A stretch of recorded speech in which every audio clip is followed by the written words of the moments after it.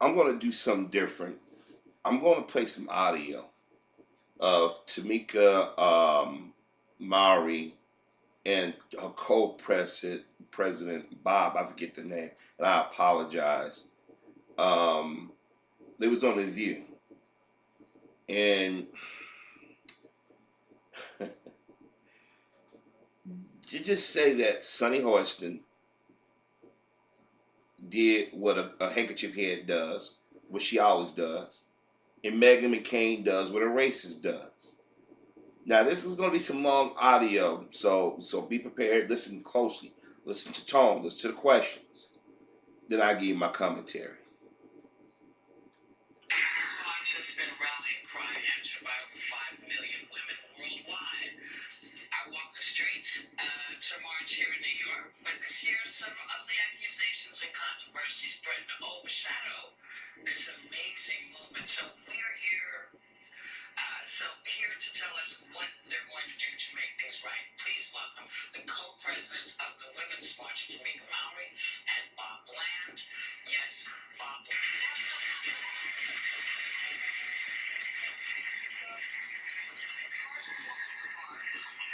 Took place the day after the new guy was inaugurated on January 21st. And then it became one of the largest protests in history, and it happened all over the country. You organized DC. What was your response when you saw how people were coming out? Well, I mean, it was incredible. Obviously the turnout and also just all of the emotion that went into the planning. We actually organized not just DC, nationally and internationally. So there was a lot of work that went into that day, and obviously the culmination of it was great. But many of us, particularly the women of color who stepped in to be leaders, we were called to come and be leaders of the march to ensure that the march was diverse. We weren't really shocked that people were so angry and had this such of an intense feeling. We knew that this country was in trouble, and that there was only before a moment in history that would come that we would all need to be called to the table to address it. And I just, as a new activist, looking at 1.2 million women and allies just in DC alone, I saw that these are the leaders we've been waiting for. And we always wanted to see these women become the face of our leadership and the face of the nation. And I think that's what we saw in the midterm elections, where we saw a historical outpouring of thousands of women running for office. And in the Congress alone, over 100 coming into Congress for the first time. Well, there has been some controversy surrounding the Women's March organization. And Tamika, you came under some fire for your relationship with Louis Farrakhan and the Nation of Islam. And now he's known for being anti-Semitic, for being homophobic, but you do attend his events, and you posted, I believe, a photo together calling him the GOAT, which means the greatest of all time.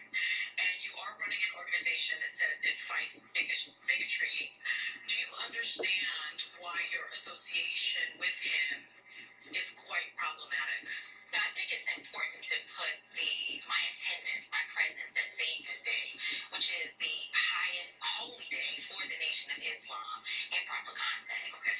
As a leader, as a Black leader in a country that is still dealing with some very serious unresolved issues as it relates to the Black experience in this country, I go into a lot of difficult spaces. I wrote a piece immediately following the beginning of this controversy, talking about wherever my people are, that's where I must also be. So I also go into prisons where there are people who have been convicted of heinous acts, and I am trying to help people to move from wherever they are today and build that unity to bring them to a place where we live in a more fair and equitable society. And I think that work is not easy for everyone to understand, but it's certainly work that I'm committed to.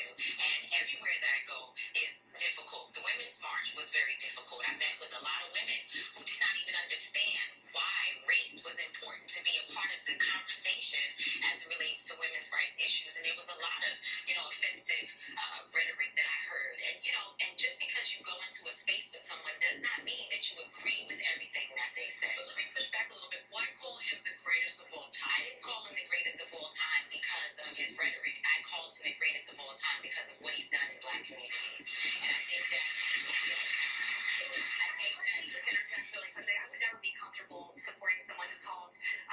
anti-Semite and anti-termite. It's the wicked Jews, the false Jews that are promoting lesbianism, homosexuality. I actually spoke with the journalist from Tablet magazine who released an investigation report on your organization, and in part they allege that there is a lot of anti-Semitism surrounding this march. Specifically, the report alleged that you, Tamika, and co-founder Carmen Perez asserted that, quote, Jewish people had a history of exploiting black people and were proven to be leaders of the American slave trade. Now, a lot of people, by a lot of people I include me in this, think that you're using your organization as anti-Semitism masked in activism, and that you're using identity politics to shield yourself from critiques. You're talking about all women being invited to that march. I'm pro-life. We were not invited. We were not allowed at that march right there. I'm a conservative woman. I also represent, you're talking about women, you're talking about all women, including Jewish women as well, and conservative women.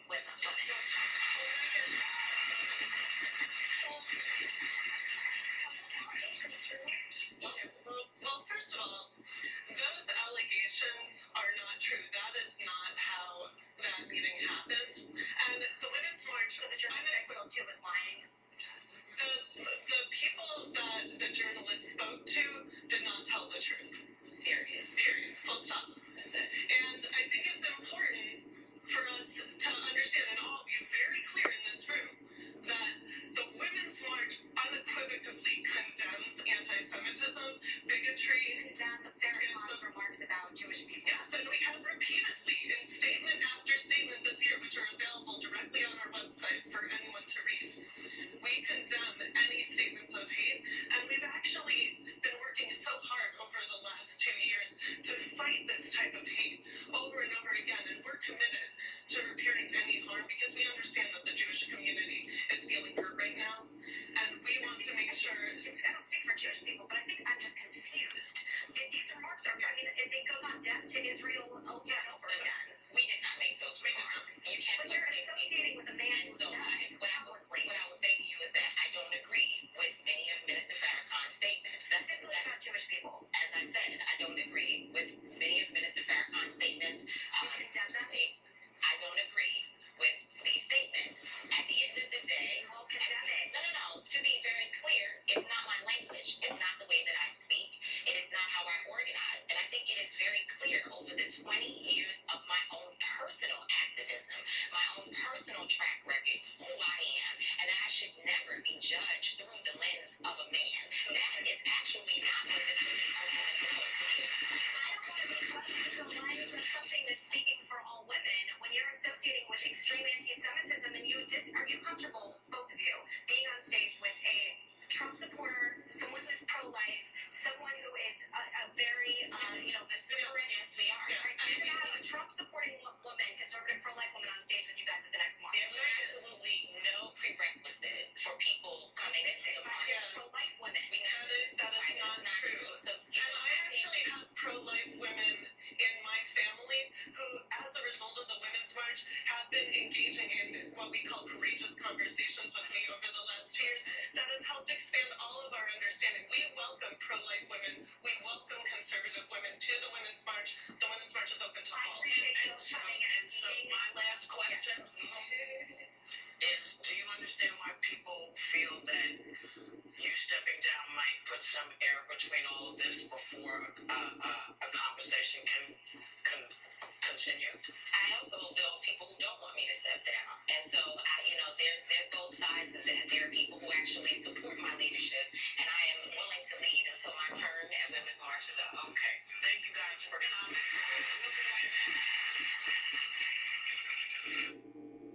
Okay, folks. Now, that's a lot to unpack. Whoopi Goldberg started out with asking the question about, the how the march got assembled. Whoopi Goldberg only assumed that because the woman was black, that she only... Sorry about that. That she only did Washington, D.C. Now, Whoopi lives in New York. Tamika is from New York, okay?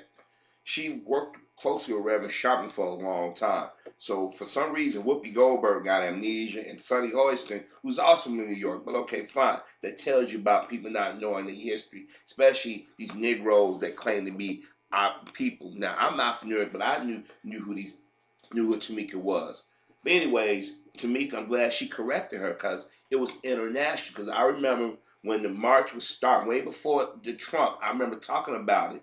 And I was saying that, Tamika and them trying to organize a women's march. During the time, she would pop in on Roland's show. Her and the Arab sister and the Perez chick they talked about as well. And Tamika was the leader of it. And she still is the leader of it. But what happened was, because Tamika was successful, and if you guys remember, I did a video about it the day of the march. I said and I did about 3 or 4 videos, if I'm not mistaken. I said, because this march was successful, and when they realized a black woman was behind this, and realized that it wasn't just local, it was all across the United States, all across the globe, they're gonna get spooked. White women are gonna get spooked. White men, particularly, but white women more so. And so, as long as Tamika and them was helping women organize, getting them out to vote, getting these women ready for this midterm election, they loved it. But what happened was, they realized that black women was the key to the elections. And you start hearing white women like Joy Behar and them out there talking about black women are going to be the ones, and they the one that called out Trump. But they never really talked about how white women in large number voted for Trump. They tried to push that to the side. Jake Tapper and them over at CNN, Jake Tapper and them said, "Oh man, let's go find what Tamika MaIlory is." Excuse me, Maury. I'm saying MaIlory. Excuse me. And what happened was, they realized that she knew Mr. Farrakhan. And anybody who's black in America got some connection to Farrakhan, whether it's distant or close. I've read The Final Call. I read the books he published. They can call that Farrakhan connection. No matter how loose it is, they would still try to say it's a Farrakhan connection. And right then and there, they tried it, and she pushed back, and it got quiet because they thought she was gonna do like most black folks, throw them under the bus, but she didn't. I did videos praising her and saying, "Hey," and there was other black folks saying, "Hey, she didn't tell them to run." Some brothers needed to follow her example, but I said they'll wait till another incident happened to bring it up. Now notice, they didn't bring up Farrakhan during the Charlottesville thing. They brought Farrakhan at Aretha Franklin's funeral and at the synagogue. Now, mind you, in Charlottesville, it was white nationalists that did all that damage. It wasn't nobody from the Nation of Islam. Wasn't nobody of the Black Panther Party. It was none. It's never those groups that Megyn Kelly and everybody at Fox and even at ABC, NBC, CBS, CNN, MSNBC have said historically have been accused of hate. It was white supremacists. It was KKK Nazis. And they never brought Farrakhan then. But they brought Farrakhan now because of the midterm election. And I told people, question the timing of this stuff. Because they was afraid that black women might have too much power. And seeing that Tamika is the president, or one of the presidents, but she is the first president, second president, vice president, blah, blah, blah, that kind of thing. They didn't want her to be the face because she's young, she's attractive, and she's well, and she can speak. She don't need anybody to go out there and be a PR person. She can go out there and say what she mean what she says, whether you agree with it or not.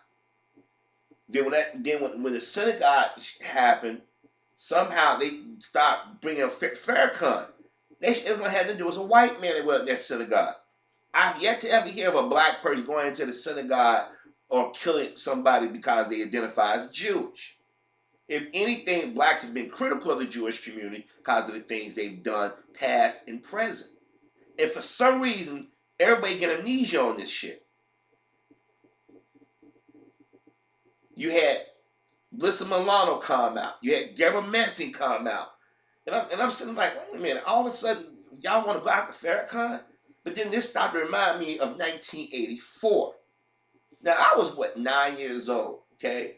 No, 8 years old, excuse me. 8 years old. And I remember when Reverend Jackson was running, there was members of the Jewish community that started questioning whether how he feel about the Jewish community. Now, mind you, black folks ain't never done nothing to Jewish people. That's the question was asking Reverend Jackson. Reverend Jackson said, "I'm for everybody," and they kept hounding him, and there were certain members of the Jewish community was saying racist things and making threats. Now, for some reason, they always leave that part of the story out. So what happened was, at that time, presidential candidates did not have Secret Service details. A lot of people think they didn't. Even after they shot George Wallace, the former governor, the one said segregation today, segregation tomorrow, blah blah blah. It was assassination attempt on him. It was assassination attempt on Gerald Ford. And it was assassination attempt on President Reagan. But you had to request that service if you wanted to. But at that time, it wasn't really readily available for candidates. I think you had to make it through the primaries, and they gave it to you, or you was nominated for your political party. Miss Farrakhan volunteered to have the Nation of Islam, Fruit of Islam, to provide Reverend Jackson security.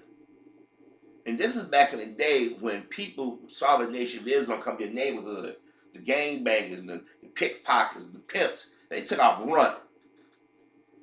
They were scared because they was rumored that they'd beat the crap out of you, touch a woman, touch a kid, touch anybody. So all of a sudden, the Jewish community started saying Reverend Jackson and the black community is anti-Semitic. They brought that charge back. Usually back in the day, you'd have a handful, but usually the Jewish community said, don't say that. At that time, they needed black bodies to give them cover to do what they needed to do. And what I mean by that, get behind and buy businesses, buy property, and things of that nature. Reverend Jackson said that, they're not anti-Semitic, blah, blah, blah. They went in on them. So Reverend Jackson gave an interview to a black reporter. Went off the record.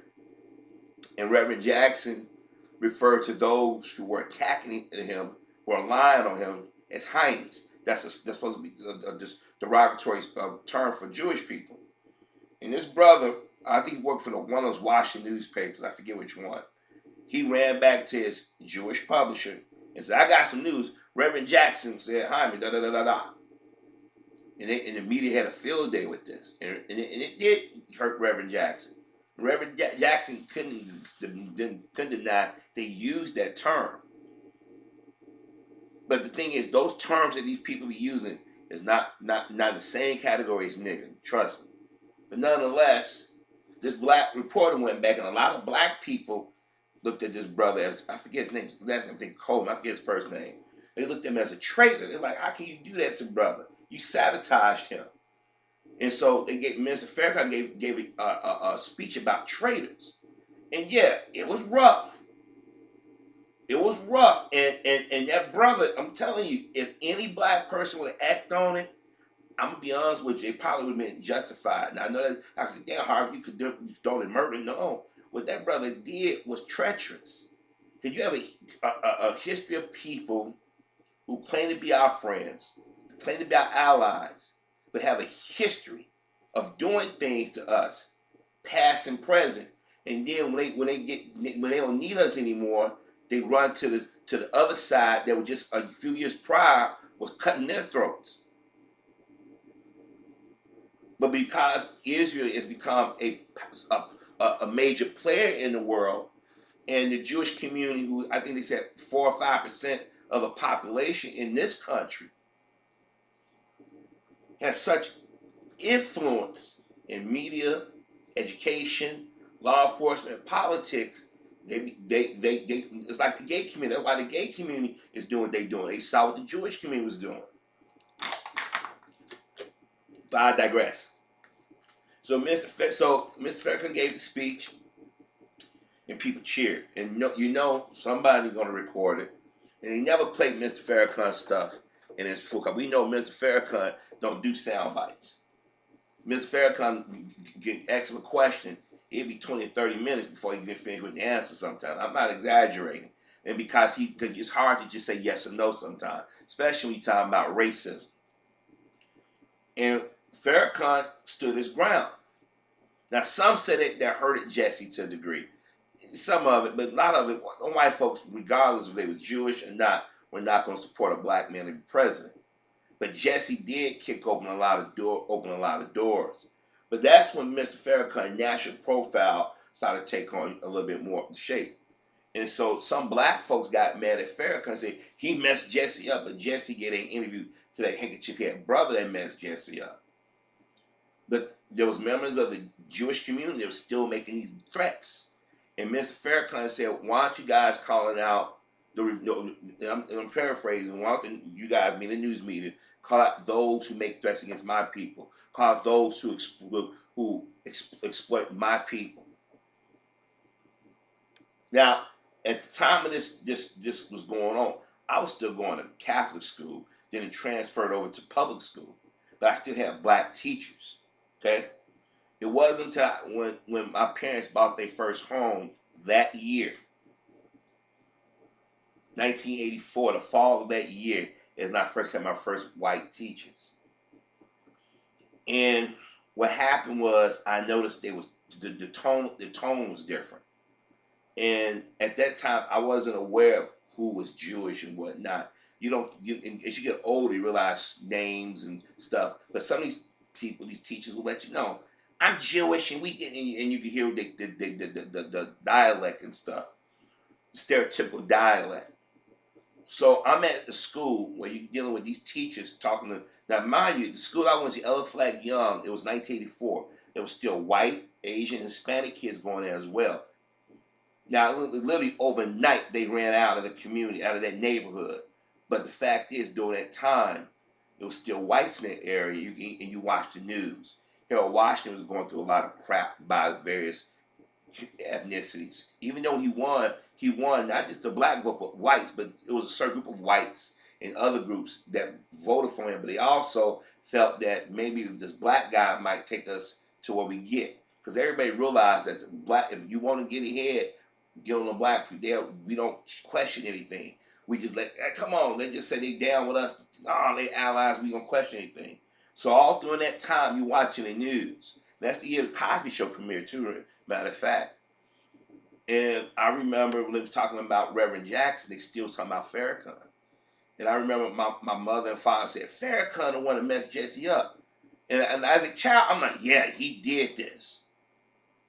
Now, mind you, I'm watching the news, I'm seeing all these different things, but, you listen to your mom and dad, and you figure they got a better grasp of things. But then you're still watching the news, and at that time, whether it been Ted Koppel, Peter Jennings, Donahue, or whoever's interviewing the minister, whether it was local news, because at that time you had local television, and he was on and whatnot, he would be on radios and stuff. And he would say, they never played my full answers or my full speeches in proper context. That people are taking sound bites and twisting my words. And as a kid, I'm like, I can understand that. Because as a kid, you got classmates would twist your words, or teachers would say you said something or did something that you may not have said and done to your parents. So as a child, you're like, I can understand that. I can get that. That makes sense to me. So what happened was, I remember seeing members of the Nation of Islam starting to come into the area where we lived in. Because where we used to live in, it's sort of like the neighborhood we used to live in was all black, but it was nice, it was quiet, people said hi, it was black businesses and stuff. Now this is early 80s. Now the area we moved to, my parents bought their first house, maybe about a 15-minute drive, if that. From where we used to live at, it was still whites in the area, there was Hispanics in the area, there was Asians. So they were considered somewhat diverse. And it was night and day. You realized it. And then at school, you talking about that Farrakhan, that mother son so, and then they see us, oh, you didn't hear what we said. And as a kid, you knew to say, oh, what are you talking about? Because you'd be singing and not heard. That's how we was raised as kids. And then the teachers start taking certain things out on us. And as kids, you don't know how to tell your parents these things. Because at that time, parents believed everything the teacher said. So as a kid, you're seeing these things, and you go home, you ask them questions. Your parents are telling you what they think you should know, what you can handle. So like I said, I was a television here. I mean, I went outside, I did my outside thing, I did my cartoons thing, but it was time when my parents watched the news. It was time you knew it was mom and daddy controlling the TV. And a lot of times I was sitting there and watch ABC News, the NBC News, CBS every now and then.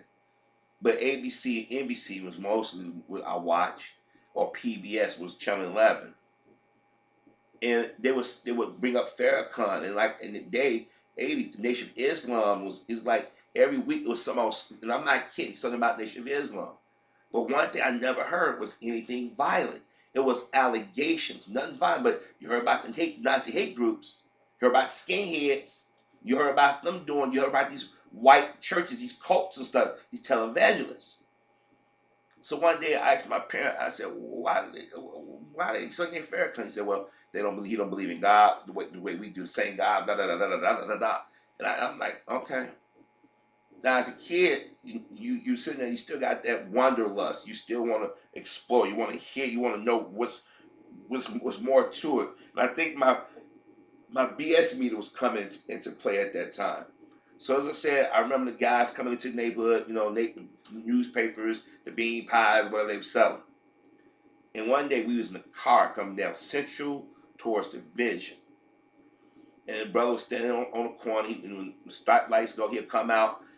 Would you like to support the blah, blah, blah, blah, blah? I said, Mama, can we get newspaper? She said, no. She said, we're not going to support the Nation of Islam.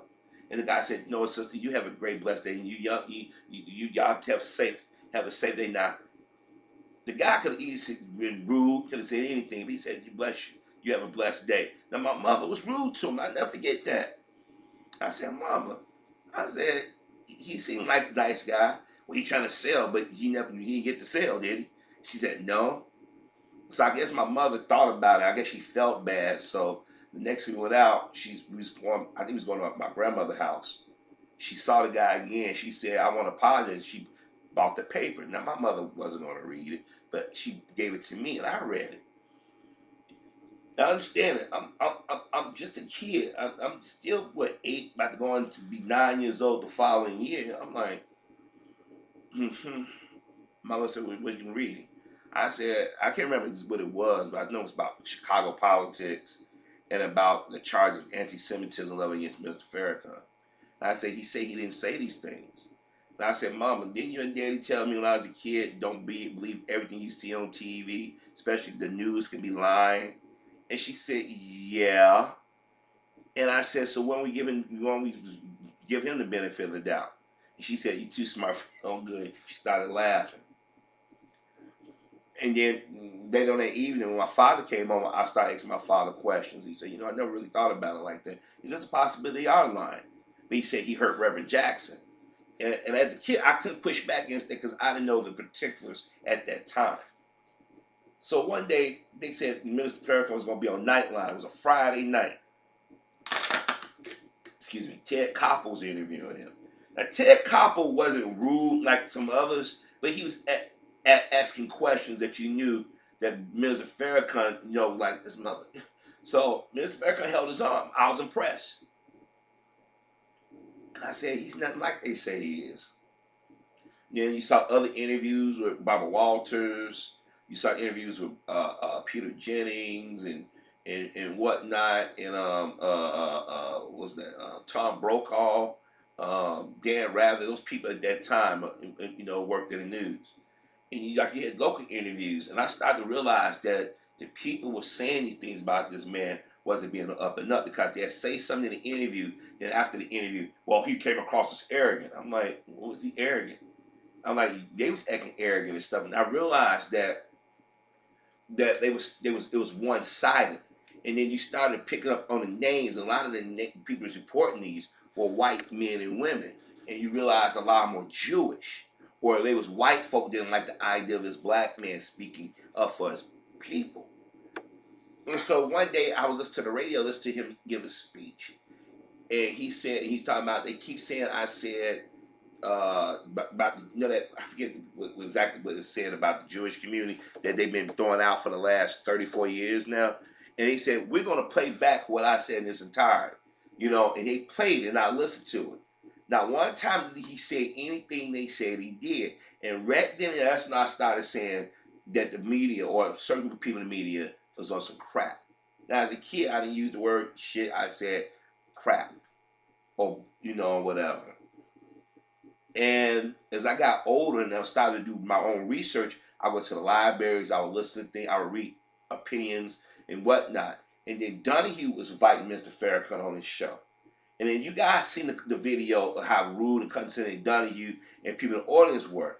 But Farrakhan had a disciple, Khalid Muhammad, that was like, you know what, minister, I know that you what you're trying to do, but let me go out there and be an attack dog. And Farrakhan let him, but I guess that when he got too far, Farrakhan wanted to reel him in. Because white folks started saying, Farrakhan, we can look at him, but we need to worry about Khalid Muhammad. And we all know about the Arsenio Hall thing where Whoopi Goldberg, ironically, and Roger Ebert and Gene Sisco, and a few others, I think Roseanne too, was out there talking about we got going on Arsenio Hall show because you got Farrakhan on. But the thing is, that's when I really realized, I said, wait a minute, he going on all these white shows, and I never hear these people talking about anything going on Donahue, or they're not going to talk to ABC News or NBC News or blah, blah, blah. They was afraid that Arsenio Hall was going to allow him to answer and just speak freely. And they don't want that to happen. They don't want any black men getting together, helping another brother get their message out. And we all know what happened to Arsenio, even though Arsenio say that wasn't the only reason. That was a reason. It was one of the reasons why Arsenio got. But that helped make CBS Paramount make their decision. Anyways, I say all that because a lot of people don't know the history of Minister Farrakhan. A lot of misinformation. And like I said, if you don't believe me, you can go out and do your own. I implore you to do your own research, because I don't want anybody saying he's out there saying these things, and then you go to the internet site. And I'm gonna tell you, these internet sites, a lot of them are one-sided. Go to the library, look at the old newspaper clippings. Go look at the magazines, look at the interviews and stuff. Look at, and you guys see the videos out here on social media. You can determine for yourself what Mr. Farrakhan is. But for 30-something years, they've been pushing this lie about dirty religion and all this other stuff, and they never play the whole thing within its context. But what happened is you have black folk like Sonny Hoiston and Whoopi Goldberg, and you have was it Tim Scott? Matter of fact, Tim Scott mentioned Farrakhan when they called out Peter King for Steve King, excuse me, for his racism. During the campaign when Hillary was running against Obama, they brought Farrakhan. They use Farrakhan as a litmus test. But they don't do that with white folk. Because there are a lot of white politicians, celebrities, and religious figures have said a lot of mean and nasty things about the black community. But anyways, Sonny is older than me. Sonny was in high school when Farrakhan was at the height of his popularity. She was in grammar school and high school during that time. So she should know better. But she raised in New York. One be black, one be and then identify as Latina the next. She played both sides. She was raised, so she, like a lot of black folk, believe everything that was put out by white reporters. And you got to understand, this country is built on racism. A lot of the images of black people are racist. So it doesn't take a rocket scientist to figure that the reporters, the producers and directors in newsrooms also have racial bias. It's still felt to this day. If you go into these newsrooms, count on both hands how many blacks you see. And if you do see more than one black, I guarantee they all better be on that, have the same thought process. Look how Roseanne is trying to manipulate what she did to say it's anti-Semitism. See how you want to throw anti-Semitism back on black folk? The former head of ABC, that sister at Dungy, her name, I forget her first name, Dungy, anti-Semitic how? Valerie Jarrett Semitic how? Roseanne ran to Rabbi Shmuley, a opportunist, and another one who's quick to accuse black folk of being anti-Semitic. We're going to tell black folk that we should forgive Roseanne, but Roseanne has a history of saying questionable things. And I had told y'all for years, Roseanne, for that incident, she was racist. Now, now, ask yourself, unless I got a time machine to go into the future, how would I know back then and say that she was racist back then? Because I watched interviews. I had Jewish teachers that used to make these comments, and they thought that we were stupid. And I told y'all when I was in high school, my U.S. history teacher, I want to say Miss Goldstein, or Goldman was my grandma's. Goldstein, that's what she was. She found a way to bring the Holocaust into every country. I kid not, Civil War, Holocaust, World War I. I'm not exaggerating. Dr. King's assassination, Holocaust. I'm not exaggerating. And a lot of people that is she going crazy or she's a victim. I think she's a victim of the Holocaust. One day, me and my friends were talking about. I said, I really think she's a victim of the Holocaust. And I think the older she get, it weighs on her. But what happened was around that time, Malcolm X was going on tape, and it's Black History Month. You went to a predominantly black school, and we taught everybody everything else because Black history is American history, and there's a reason why they don't want to talk about because everything that people think that white in this country. A black face. Blacks created. We created. We made it popular. We made it cool and acceptable. But I'm sitting there, month of February, and we talking about. I said, Mr. Goldstein.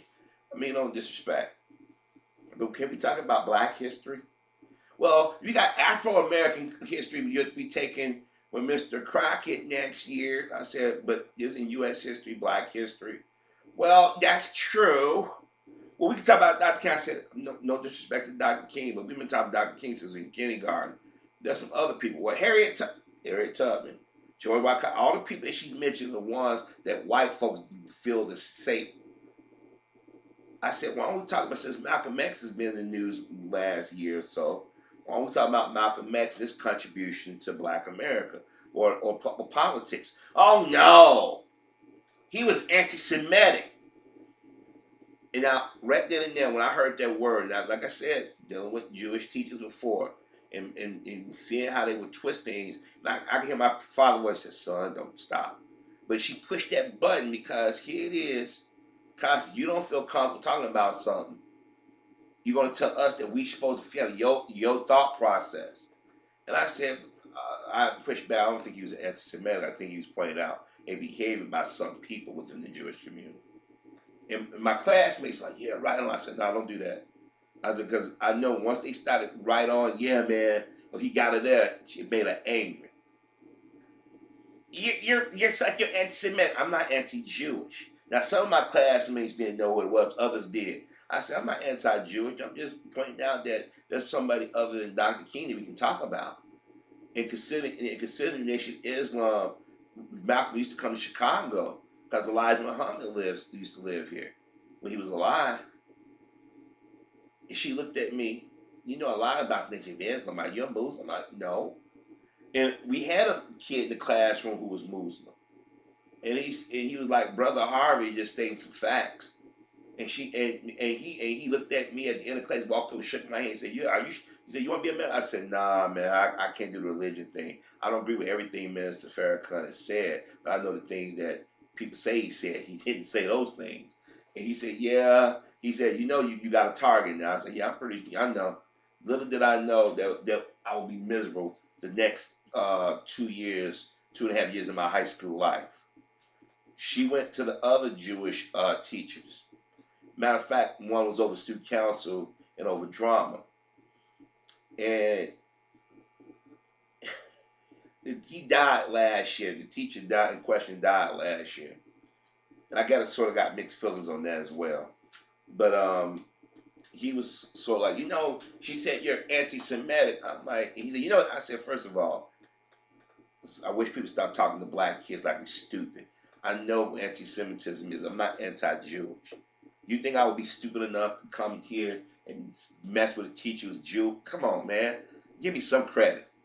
And I said, if I was anti-Semitic, do you think I'd be hanging around y'all? You think I would be in drama and student council? I was like, come on. All I just said that it didn't make any sense for us to be through Black History Month and be talking about, don't talk about anything black. And then he said, well, okay.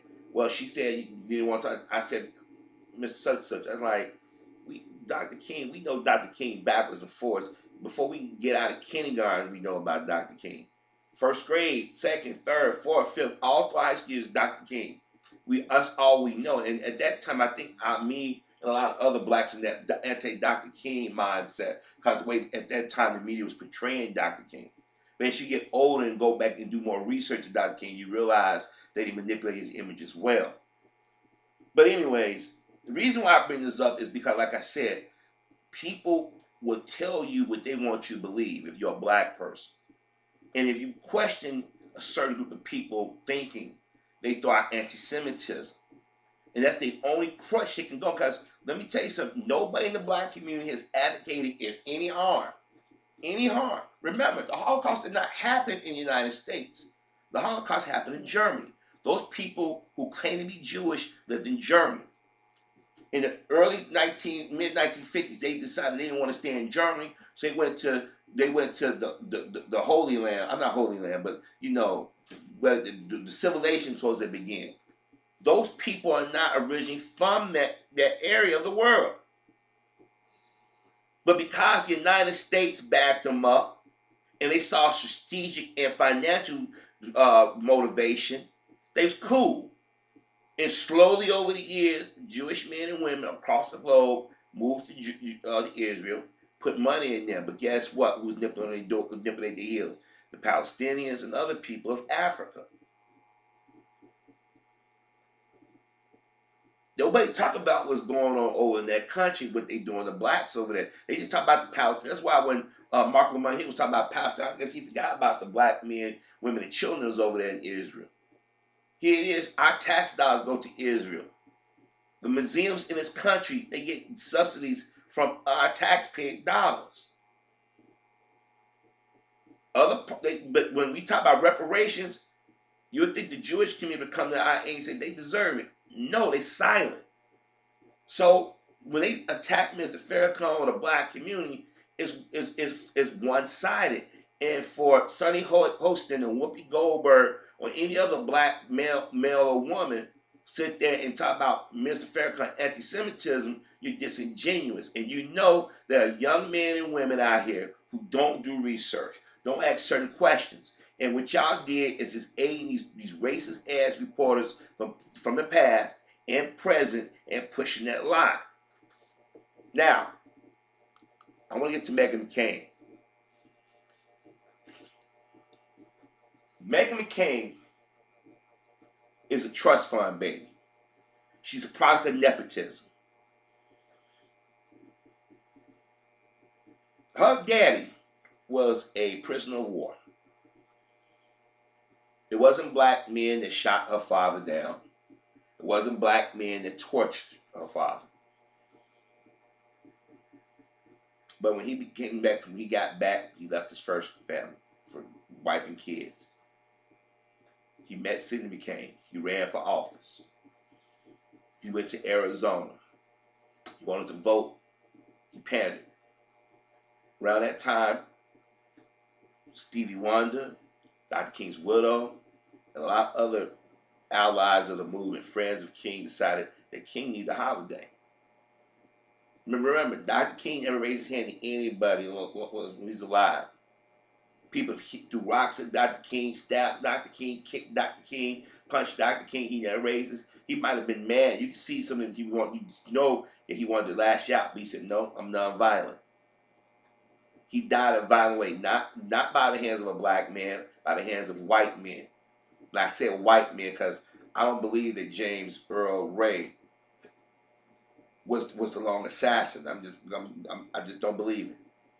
If he was, he had help. But I digress. When it came time to vote that holiday in, Ronald Reagan refused, didn't want to do it. John McCain fought the King holiday. He fought it. He brought the King was a communist. That was a lie that went around about King being a communist. Now this is early 80s. Reagan wasn't even born yet. But I was. So many of you were too. You guys remember that time. They kept saying that John McCain is the maverick. No, he wasn't. John McCain was a racist. But I guess as time went on, he sort of mellowed out, but he was racist. He still voted like the people in Arizona wanted to vote. Remember, in Arizona would not recognize the King holiday for a long period of time until some people started calling out boycott Arizona. Just like they was talking about boycott Sun City, you know, in Africa, a town called, there's a song, I Want to Play in Sun City. If y'all old enough, you know, go to YouTube, type it in, Sun City is a song where all the artists was talking about boycotting Sun City. But anyways,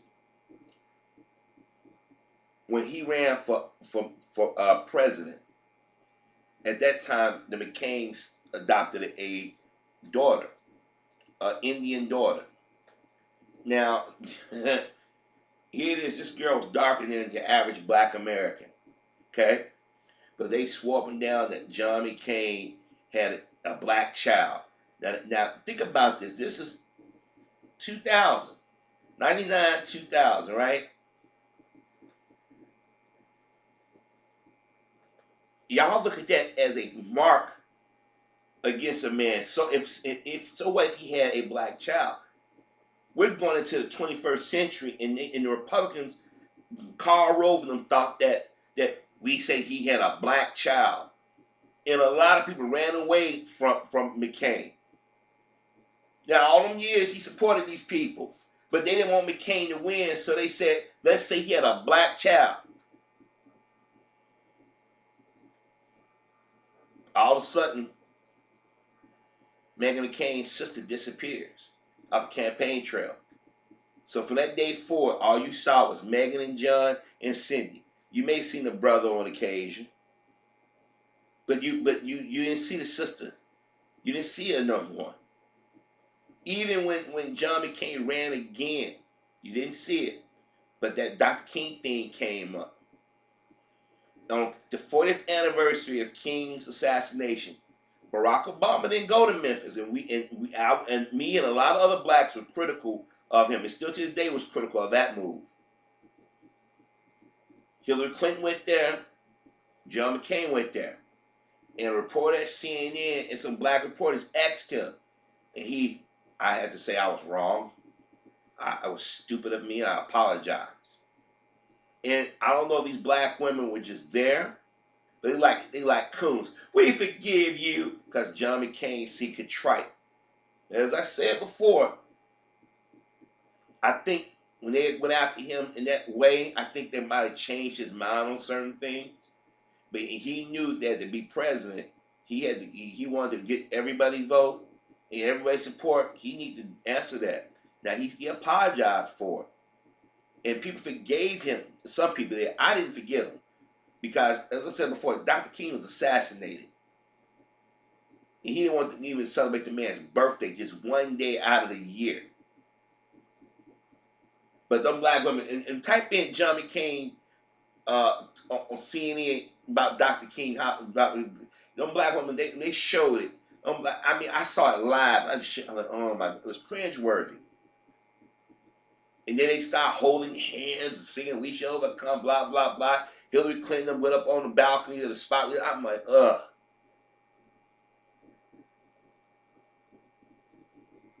And then all of a sudden, you Republicans start attacking John McCain. He had picked Sarah Palin. Go in, talk about Reverend Wright, do this, do that. And John McCain refused to do that. His daughter was right there, and she saw the hate that was coming her family way. It was Republicans making jokes about her looks. It wasn't nobody on the left. It wasn't black people doing that. There were white people doing that. It was going after her dad. Now I say this when I gave John McCain the benefit of doubt is when that white woman said what she said about Obama, and I said, okay, he apologized. Maybe he do feel different, really feel different now. And then we saw the different tricks the McCain and campaign tried to employ. We're going to suspend the campaign because that white woman carved that backwards B in her face and all these other things. And Palin was going out there. It came out that Palin was saying, Tom Collins saying Hillary, what did she say about the sound bowl and all this other stuff. And all this other stuff came out about Sarah Palin, Glenn Rice, and Gotcha Cummings, all this stuff. But they were still disrespecting Megan and her family. They was talking about Megan, little chubby, she ugly, nobody will want her, all these different things. Now, what's come from black folk? What's come from black women? What's come from the Nation of Islam? It's come from white folk. When John McCain lost, Megan was pissed. Because Megan said at one time she was telling her father, "Don't stoop to that low. Don't use racism." Something changed over the years. Oops, you know what? She got older, and she realized she's a white chick. And she wanted to be accepted by white people. Remember, there was a time when she went around acting like she was Miss a liberal. She was at work at MSNBC. She was going on Rachel. She was on Keith Olbermann. And I kept saying there's something about her. It seems off. She don't really believe what she's saying. I think she's saying it because she knew that the Republicans, like what's the old girl that said shut up and dribble LeBron? Y'all know what I'm talking about. Laura Ingraham and Ann Coulter and them, they was really nasty to her. But deep down, she was mad that a black man be her daddy. And she was mad that they attacked her family in such a way. So eventually she left MSNBC. She went on Fox. And that's when she embraced, like Abby Huntsman. They was at MSNBC at first. They went on CNN every now and then before MSNBC, but they went on Fox. They embraced their whiteness, that racism. And from that time on, any interview, anything that had black people in it, Megan talked about it. Megan gave her opinion. Like, I guess you forget that just a couple of years ago, they was calling her ugly and all kinds of nasty names. But they stick together. They stay on point. Donald Trump attacked her father. Even knew the man was dying of a terminal illness. But yet, Megan would, to this day, she would defend Donald Trump, defend Trump supporters. Watch on me. Now, this man made fun of your daddy, made fun of your family. Now, remember, at John McCain's funeral, he said, "I don't want Trump there." Megan got out there and gave that speech throwing shade at Trump, but yet she still defends him. Remember, she's married to a white man that's conservative. Then she talking about what's the old boy was on American Idol, the gay dude. Y'all know the gay dude that sings. The one that he lost, but they made him like he's the big star. Well, she and old boy are friends, and we saw how he was running. He threw Obama to the side. I can't think of his name right now. Clay Aiken. There you go, Clay Aiken. She said, "I'm friends with Clay Aiken. I don't like anybody talking about the gay community." That's why she kept going in on Kevin Hart as recently as this past Friday, when Donald Trump, former secretary, what do you call it? That general, I can't think of his name. When they lied on that sister, that Gold Star sister, and when this congressman came on The View, she was so disrespectful to that sister.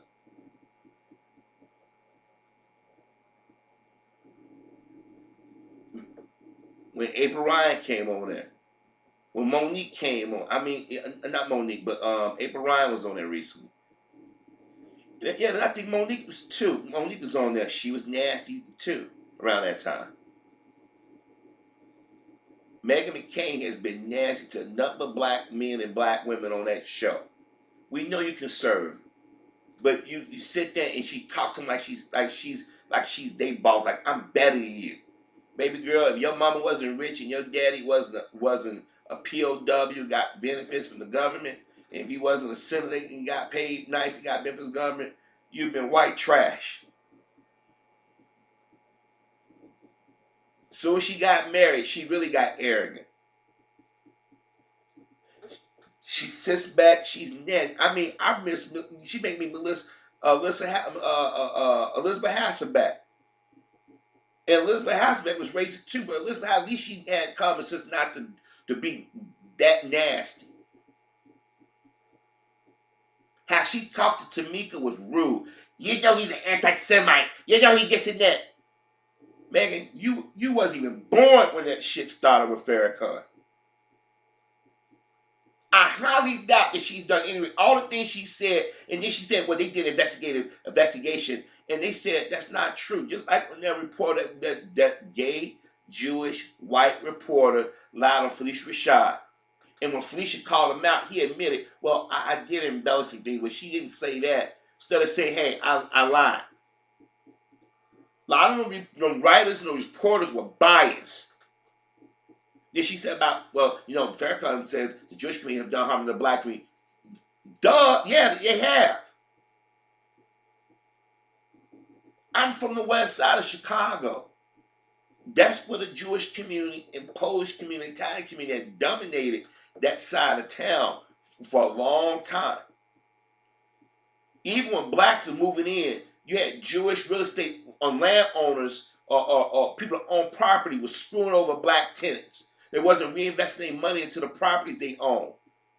They was busting, redlining. Jewish people, the store owners. That's why when those stores caught on fire, some of them was caught on fire, and some of the Jewish owners paid people to burn their stores down. It was a reason behind all that.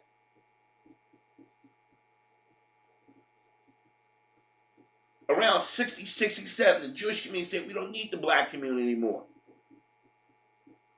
All of a sudden, they don't go after the people that's doing harm to them. They flip the white man shoot synagogue, they bring it back on Farrakhan. They was mad at Farrakhan went to Aretha Franklin's funeral. Why are y'all mad that somebody go to her funeral? They paying her respect that she knew. Why is he there? Like we're kids. 2010, was it 2010 or 2011? I think it was 2011. I think it was either Boston or Philadelphia. Mr. Farrakhan was supposed to go speak about our community. It wasn't about the Jewish community, it wasn't talking nobody. Well, guess who got involved? The Jewish people in Chicago, and I think it was Philadelphia. They told anybody from the Congressional Black Caucus or the Urban League, and they went after this radio host, I think it's Bev Smith, if I'm not mistaken. Used to be on BET. If you interview him or you go participate, we're going to boycott you. Now, mind you, Farrakhan ain't said nothing about nobody at that point. Obama was in office. White America was getting whatever they wanted. You know, whatever was everything was cool. But they told the black community, they want to lecture to the black community who comes and speaks in our community. I'll never forget that. Then as soon as Obama got out of office, now y'all resurrecting, bring Farrakhan back up. He's anti-Semitic. He said death to Israel. You know what? He said not a fake Jew, something to the effect. There are people who claim to be Jewish and don't have the Jewish community best interest. Excuse me. Look at Roseanne. She pretended that she was Hitler. And now she yelling about anti-Semitism. She was making Hitler jokes. So we gonna blame that on Farrakhan? We gonna blame that on the black community? And people gonna say, why is Catholics or conservatives so love with Israel all of a sudden? It goes back to who got influence. And yeah, a lot of times that Bible, now they use religion. They don't want to get on their bad side. They think it would be punished. But a lot of it had to do with money and influence. That's why the gay community is constantly attacking us. And notice she kept mentioning about homophobia and the gay and the Jewish community. Remember I told y'all in other videos those two groups are working together in tandem. Now I guarantee you, if they had a brother on there that would speak to the issues like Tamika did, they would never let him on there. If you notice, they don't let black men get on these things and get on these shows. And let me tell you something else. Mr. Fairclough many occasions said, look, you guys keep saying I said these things. Why don't you play what I said in entirety? Or Mr. Fairclough said, why don't y'all simulcast a debate? He said, I will stand in front of anybody. Remember, Mike Wallace, they won't do that again. Look, I make Mike Wallace like an idiot. This is, and Meghan McCain is doing a typical blonde head. She's doing the same thing that Megyn Kelly did over at Fox. I just don't understand. You don't condemn him. See, she won't condemn him. Meghan, why don't you condemn something white? Instead of getting that, they didn't bring up Steve King shit today. What he said about white nationalism. Y'all had Steve Scalise on y'all show. Oh, Steve, we clapped for you, but forgot the racist things he said.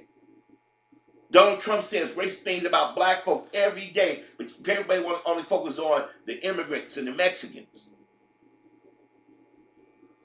Your father voted against King Holiday. And when he passed on, black folks didn't take the dance a jig. Hell, I could have did a video saying, hey, karma came back. It took 30-something years, but it got him. I didn't do that. Every time I do a commentary about The View, Meghan and Sonny's right there. But Meghan, she don't hide her racism. Before she got a husband, before she went to Fox, she was I'm open-minded. Yeah, she open-minded to the gay community. Then she had the nerve one day say, me and my husband looked at adopt, and we wouldn't mind adopting a black baby. Look, anybody who's over adoptions, please don't send no black kids this chick direction. Please don't. Got some Caucasians hide behind, I got a black baby, I got black friends. Other day, Don Lemon was on The View kissing her ass. Meghan, I lost my sister, and your father, I think about y'all giving my prayers. Whoopi Goldberg and them, oh, he's a married. Y'all forget what the McCains said. But Meghan is nasty.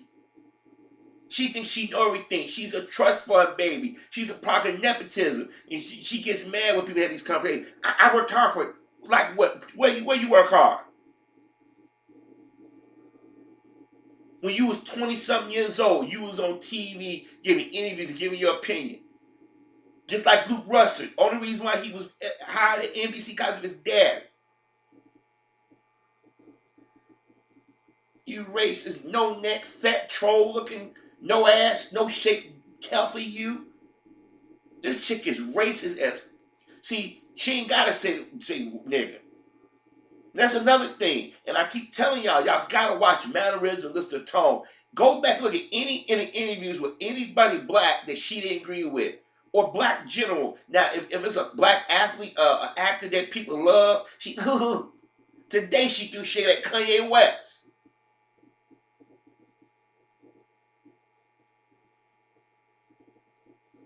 Meghan is racist. She's the typical blonde-haired white chick. This is why when sisters be talking to brothers, we might say they might look attractive, some of them. We might even say about sleeping with some of them. But we know damn well you better not marry one, have kids with them. And I'm not talking about all, but it's a risk that some brothers I wouldn't make. Because they got her fucking mindset, a lot of them. She talking about when nobody invited a pro-abortion Trump supporter. Why you Trump talked about your family, talked about your daddy, made fun of him dying. Why are you so concerned about Trump supporters? Because those Trump supporters were right along with that, and everybody knew that was a lie about they addressed that about the abortion. That was a lie. So she said the reporters lied, and they said we're not telling. And she kept repeating to Tamika to the ground. I'm glad she did what she did. Like Meghan was like, nigga, you gonna condemn him. I'm gonna keep actually playing till you say what I want you to say. Remember, she said that Kanye, Chris Brown, and Kevin Hart have not given apologies that she thought was satisfactory. This is stuff that she said over the years.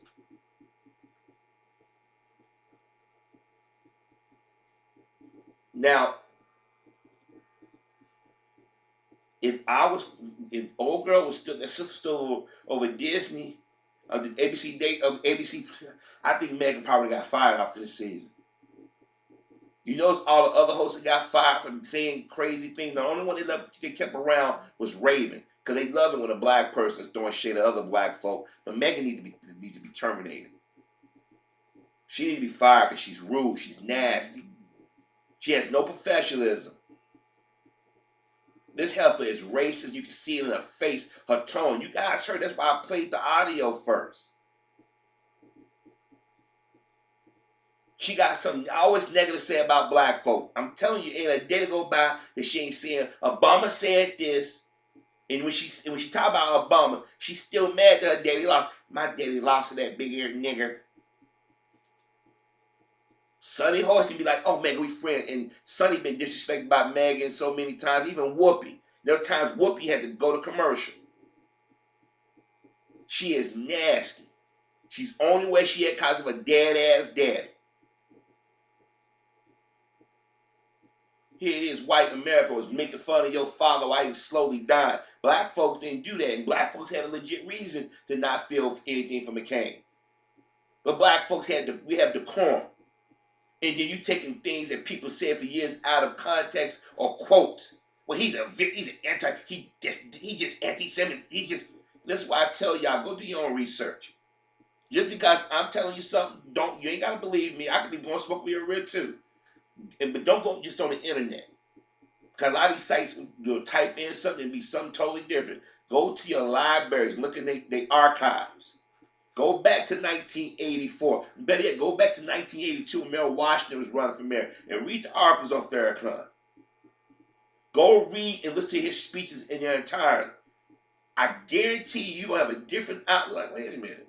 They say he did this and said that. Because he knows when he was on our city hall, his tone was the tone that they said didn't exist. When he was on Donahue those few times, when he even interviewed Mike Wallace, his tone was different than what they described.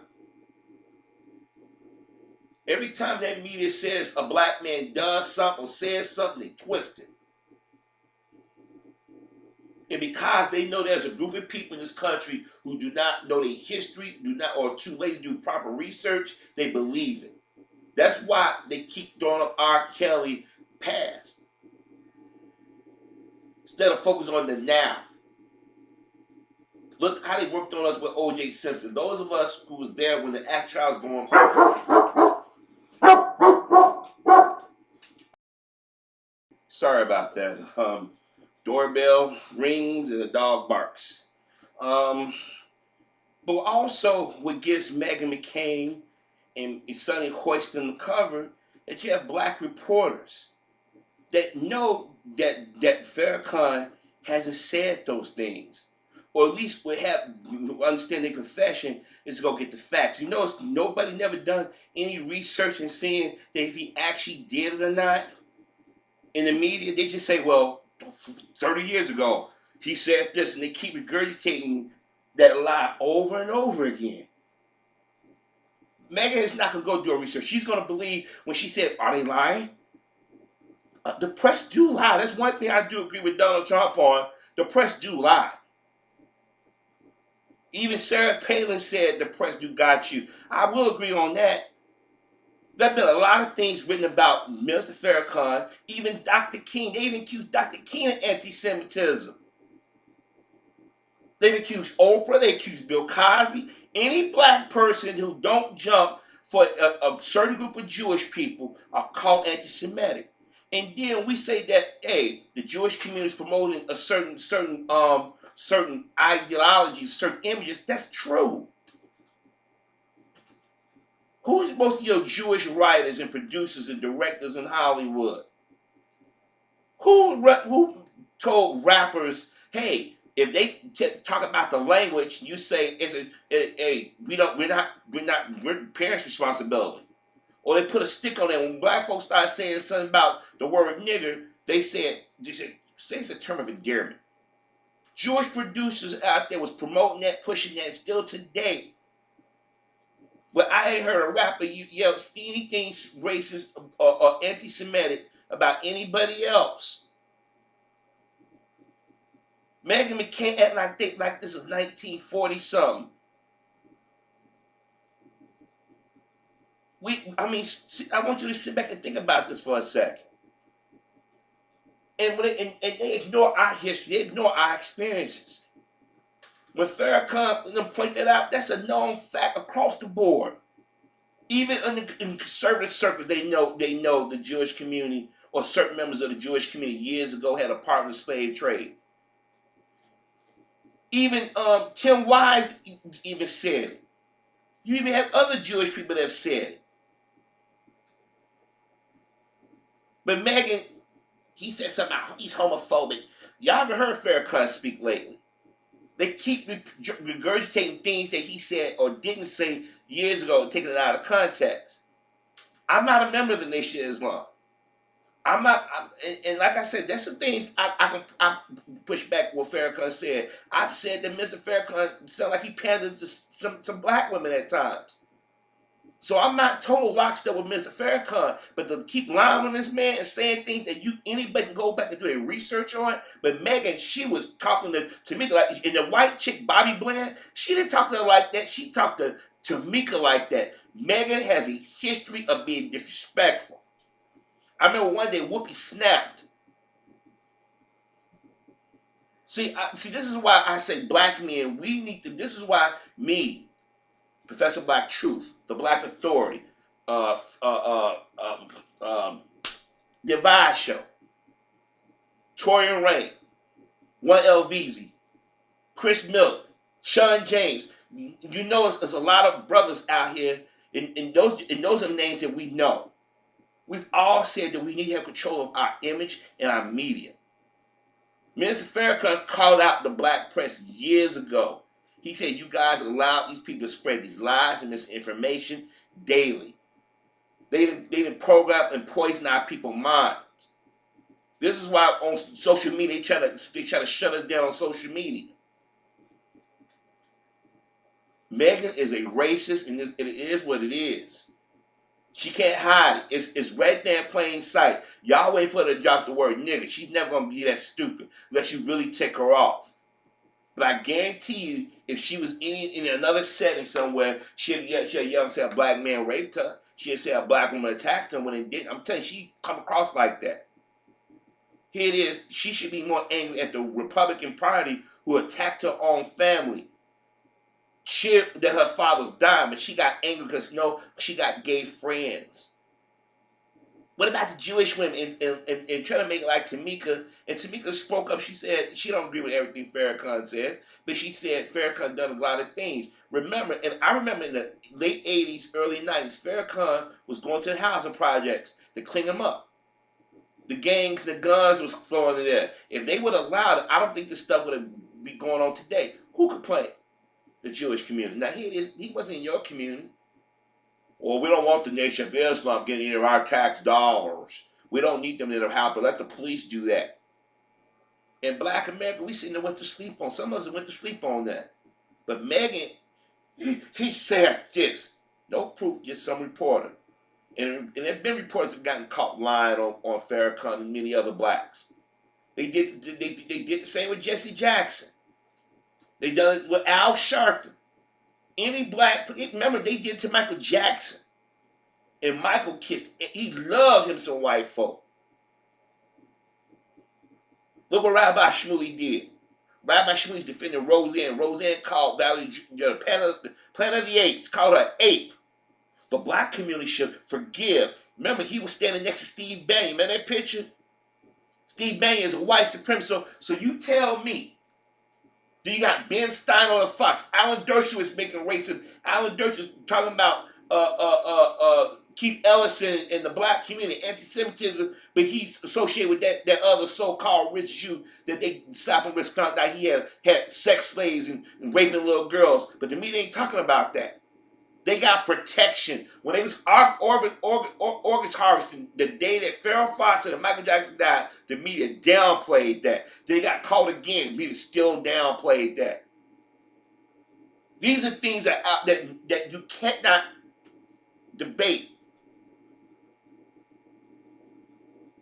Like I said, They like they're above criticism, but they have no problem criticizing us. Megan got to go. But Sonny Hoiston, she's very, but you know what? I ain't shocked.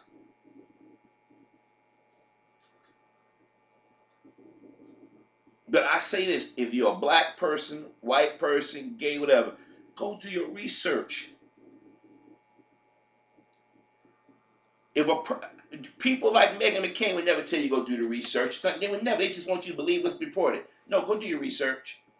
I'm telling y'all, a lot of stuff y'all been told about the Nation of Islam or the black community in anti-Semitism. Come on, stop that. Cause done limited them because Barack Obama did that doing that. Come on. White men shooting them, killing Jewish people, tearing up, tearing up Jewish cemeteries. They ain't black.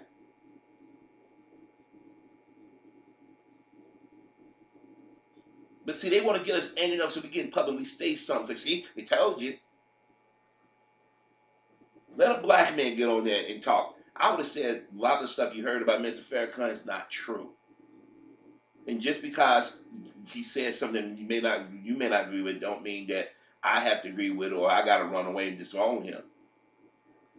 That white chick stood right next and told Megan that those people are lying about anti-Semitism. Megan didn't want to address her. She wanted to go out to Tamika. And Whoopi and Sonny sat there like two handkerchief heads and then pushed back. I told y'all about these black entertainers, whether in the media, newsrooms, whether on the basketball court, football field, baseball field, they scared.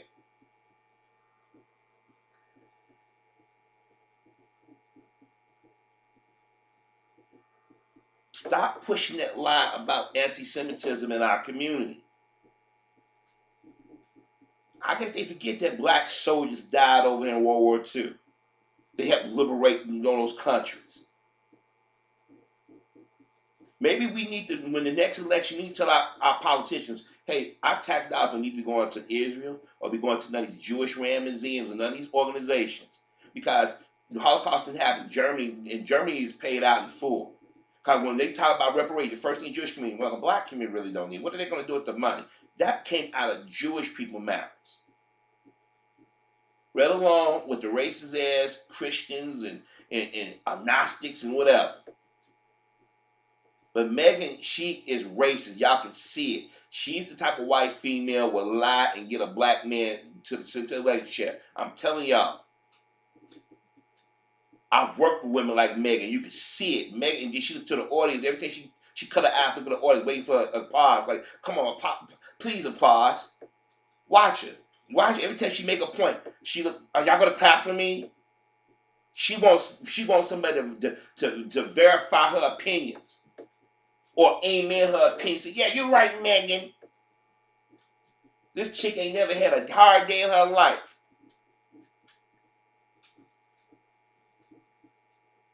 It can't have so many white people all of a sudden the last 20 years. They love the Jewish community. We got to go to bat for them. But they be talking about them behind their backs. They opportunists.